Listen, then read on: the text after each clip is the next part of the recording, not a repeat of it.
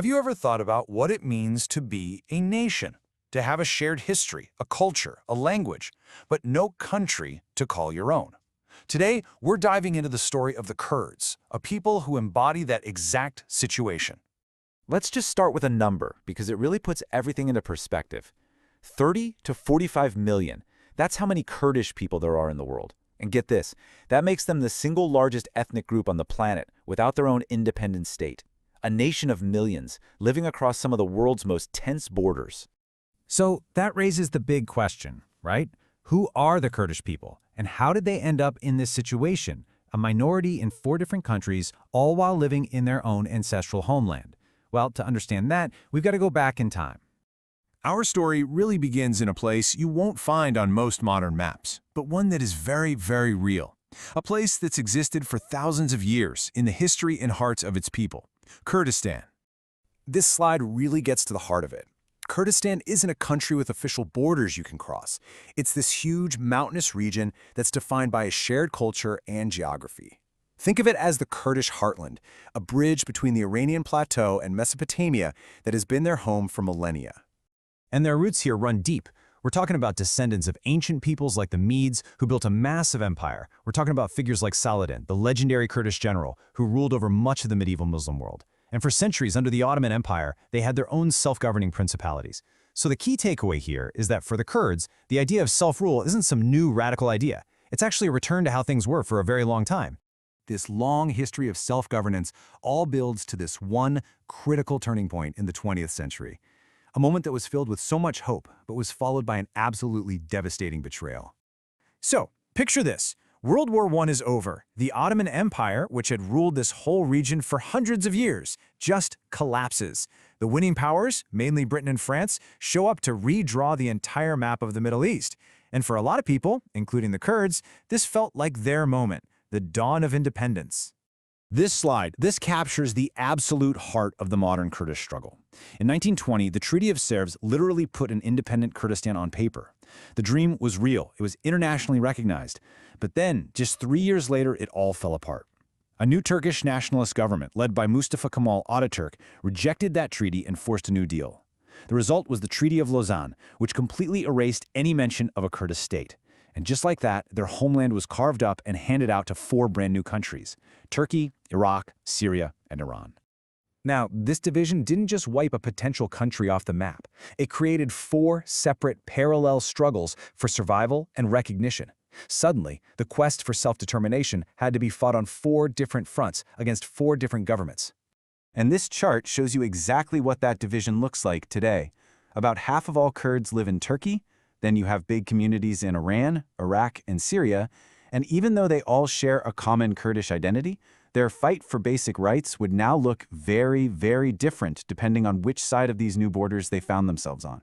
So let's start in Turkey, because it's home to the largest Kurdish population. And for most of the last century, it's also been the site of the most intense and violent conflict over Kurdish identity. You see, the new Turkish Republic was founded on this idea of one single, unified Turkish identity. And for decades, the government officially denied that Kurds even existed. They called them Mountain Turks.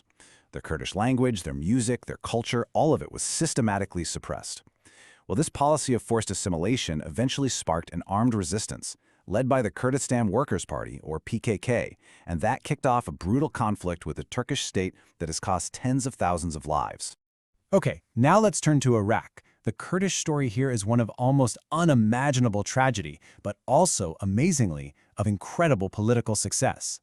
In Iraq, the path to any kind of self-rule was just paved with immense suffering. Under Saddam Hussein's regime, the Kurds faced horrific persecution, culminating in the late 1980s with the Anfal campaign. This was a systematic genocide that included the infamous chemical weapons attack on the city of Halabja. But after the 1991 Gulf War, with a no-fly zone protecting them, they managed to carve out a safe haven. And today, the Kurdistan Regional Government is a constitutionally recognized, autonomous region with its own parliament, its own military, and a pretty vibrant economy. Over in Iran, the situation is different again. It's really complicated by these deep historical and cultural ties. Kurds and Persians are both Iranian peoples, so they share ancient linguistic and cultural roots. But despite that, any political moves toward Kurdish autonomy have always been harshly suppressed. There was this brief moment of hope in 1946 with a short-lived, Soviet-backed Kurdish republic in Mahabad, but it was crushed within a year. Ever since, the struggle has really focused on securing cultural and political rights, things like being able to get an education in the Kurdish language, and that fight is often met with a very strong hand from Tehran. And finally, we come to Syria, where the absolute chaos of recent history has created this completely unique and unexpected chapter in the Kurdish story. For decades, Syrian Kurds were systematically pushed to the margins. Hundreds of thousands were even stripped of their citizenship, making them stateless people in their own homeland. But when the Syrian civil war exploded, the Assad regime lost control of the north, and in that power vacuum, Kurdish groups seized their chance. They established a self-governing region they call Rojava, and their military forces became the single most effective ground partner for the US and its allies in the crucial fight against ISIS. So, after a full century of division, of conflict, and just sheer perseverance, where does that leave the Kurdish quest for self-determination today? This is really the heart of where things are now.